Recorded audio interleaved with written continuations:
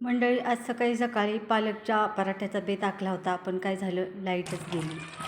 तर मला हे पालक आणि बाकी जे साहित्य टाकलेलं आहे ते गव्हाच्या पिठामध्ये वाटून मिसळायचं होतं, म्हणजे मळायचं होतं पीठ. पण ते काही शक्य झालं नाही. तर मी एवढं तर कुटून घेतलं आहे, मिरची, लसूण, जिरं आणि ओवा. पण पालक कसं कुटणार ना, तर पालक मी असाच जसे आपण चपातीला थोडंसं लाटतो आणि त्याच्यावर मी भरलं आहे थोडंसं. किंवा मग आपण पुरण जसं भरतो तसं पण एक दाखवलं आहे तुम्हाला. आणि हे असं पण एक दाखवलं आहे, पालक बारीक चिरून भरला आहे आणि त्याच्यात थोडीशी मीठ टाकले, चिमूटभर, अगदी छोटीशी चिमूटभर. हे पहा, असं मीठ टाकले.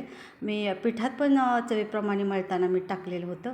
आणि हे पहा, थोडंसं आपल्याला याला पीठ जास्त लागतं आणि वरून मी तीळ पण लावलेत. पीठ जास्त म्हणजे लाटायला पीठ थोडं जास्त लागतं. तर तसेही खूपच छान झालेत पराठे. म्हणूनच आपण बायका कशातच कमी नाही.